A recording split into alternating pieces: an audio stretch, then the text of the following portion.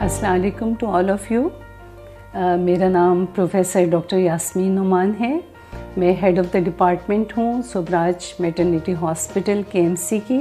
इसके अलावा मैं incharge obs gynae unit 4 of Karachi medical and dental college हूँ। आज जो है हम थोड़ी सी बातचीत करेंगे corona virus, pregnancy and lactation issues पे, जो कि हमारी ख़वातीन में मोस्ट कॉमनली आस्क्ड क्वेश्चंस हैं, उनके वरीज़ हैं। I will try to solve their worries, और जो उनके क्वेश्चंस उनके जहनों में आ रहे हैं किस तरह वो विज़िट करें, डॉक्टर के पास जाएं, और छोटे मोटे बुखार हो, खांसी हो, तबीयत ख़राब हो तो उसके मुतालिक वो ज़्यादा परेशान ना हो, रिलैक्स हों।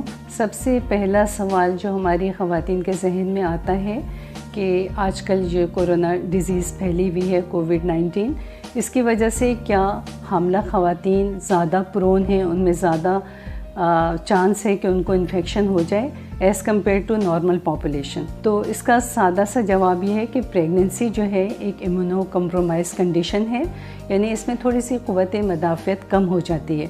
चूँकि किसी भी हामला खातून के पेट में जो फीटस होता है, जो बेबी होता है, उसकी वजह से इम्यूनिटी ऑल्टर हो जाती है। अगर इम्यूनिटी बहुत ज़्यादा होगी तो अल्लाह ना करे वो फीटस या वो बेबी का रिजेक्शन भी हो जाएगा।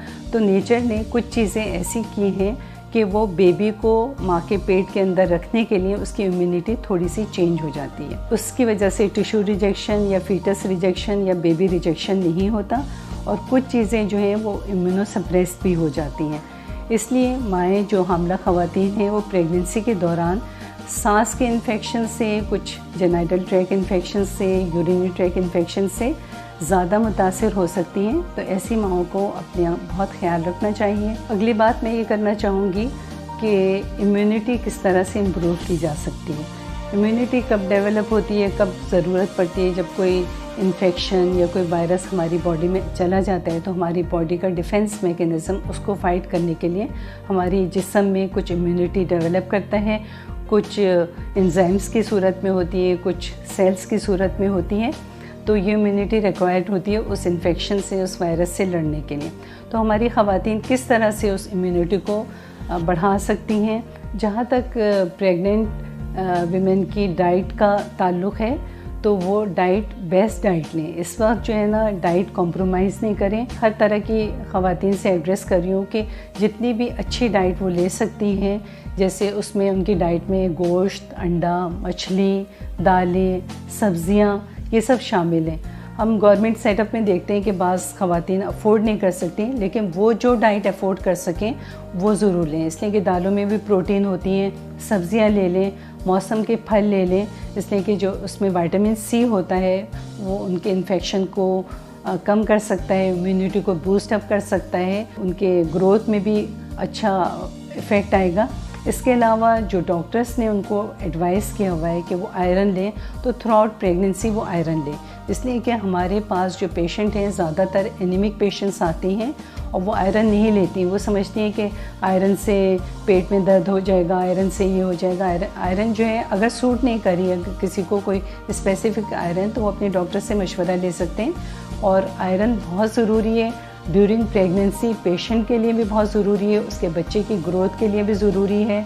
लेबर रूम में जब पेशेंट जाते हैं तो अगर आयरन की कमी होगी तो वो पेशेंट को पोस्टमार्टम हेमरेज या खून बहने वाले प्रॉब्लम भी हो सकता है। आयरन की कमी की वजह से इतने ज़्यादा मसले होते हैं कि मेरे ख्याल से इतने कम टाइम में बयान भी नहीं कर सकती। तो iron, vitamin A, B, C, vitamin D ये लेना बहुत ज़रूरी है। इसके अलावा पेशेंट को विटामिन E भी ऐड कर सकते हैं, इसलिए कि वो एंटीऑक्सीडेंट है और इम्यूनिटी बूस्ट अप होती है।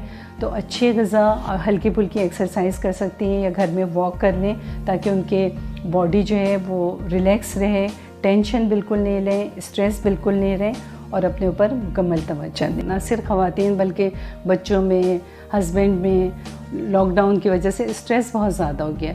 तो सबसे बड़ी बात यह है कि स्ट्रेस जो है ना सबसे बुरी चीज़ होता है। स्ट्रेस की वजह से इम्यूनिटी इतनी हमारी कॉम्प्रोमाइज़ होती है। मेरे ख्याल से अगर इम्यूनिटी बूस्टर्स चीज़ें हम लें, मगर एक जानिब से हम हर वक्त परेशान रहें कि हमें कोरोना ना हो जाए या हमारी फैमिली में किसी को ना हो जाए, या हम जो हर वक्त टीवी की स्क्रीन पे देखते रहते हैं कि इतने इन्वॉल्व हो गए, इतने की डेथ्स हो गई, तो मेरे ख्याल से ख़वातीन को, स्पेशली प्रेग्नेंट ख़वातीन को इतना ज़्यादा नहीं देखना चाहिए, इतनी स्कोरिंग पे वो नहीं करना चाहिए, अपने घर में तवज्जो दें। थोड़ा सा ये भी डिस्कस करते चलें कि जैसे नॉर्मल प्रेग्नेंट औरतों को फॉलोअप के लिए आना होता है कि जैसे 9 मंथ का ड्यूरेशन है उनकी प्रेगनेंसी में, तो यूजुअली होता है कि पेशेंट को जैसे ही टेस्ट पॉजिटिव आता है वो डॉक्टर्स के पास जाती हैं, अल्ट्रासाउंड कराती हैं, इन्वेस्टिगेशन करवाती हैं, ब्लड टेस्ट कराती हैं, और फिर डॉक्टर 7वें महीने तक उन्हें हर महीने बुलाते हैं अगर कोई प्रॉब्लम ना हो, खुदा खासा कोई ब्लीडिंग या हाइपरटेंशन या डायबिटीज़ या कोई हाई रिस्क प्रेगनेंसी ना हो। और फिर 7वें से 9वें महीने तक हर 2 हफ्ते के बाद बुलाती हैं,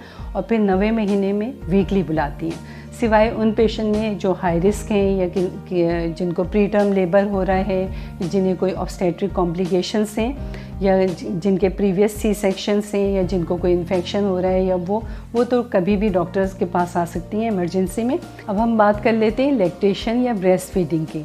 तो वो ख़वातीन जो नॉर्मल हैं ब्रेस्ट फीड करवाएं, इसलिए कि ब्रेस्ट फीड से बेहतर कोई भी चीज़ बच्चे के लिए नहीं हो सकती, ये अल्लाह की तरफ से एक नेमत है। अगर किसी पेशेंट को कोरोना हो गया है, कोविड पॉजिटिव है, जो अल्हम्दुलिल्लाह हमारे पास अभी तक हमने पेशेंट्स नहीं देखे, लेकिन जिन पेशेंट्स को हुआ है, जैसे चाइना की स्टडी है और दूसरे मुल्कों में हो रहा है, तो वो ब्रेस्ट फीडिंग के लिए स्पेशल प्रिकॉशंस लें, इसलिए कि कोरोना वायरस जो है ब्रेस्ट मिल्क में सिक्रीट नहीं होता।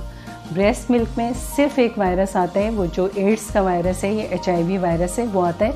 इसके अलावा ब्रेस्ट फीड जो है मुकम्मल फ्री है हर तरह के इन्फेक्शन से और वायरस से। ब्रेस्ट फीडिंग का ताल्लुक़ ये है कि अगर पेशेंट इन्फेक्टेड स्टेज में है तो उसके जो डॉक्टर्स हैं, पीडियाट्रिशियन हैं, पेशेंट के हस्बैंड, फैमिली मेम्बर्स, पेशेंट खुद ये मिलके डिसाइड करेंगे कि उसे ब्रेस्ट फीड कराना है या नहीं करा। और मैं आप सब लोगों का बहुत शुक्रिया अदा करूँगी कि आप लोगों ने मेरी बात को सुना, और मैं इससे ज़्यादा खुश होंगी अगर आप इस सब पे अमल करें और अपने बच्चे की लाइफ का और ग्रोथ का और सेहत का ख्याल रखें। Thank you so much.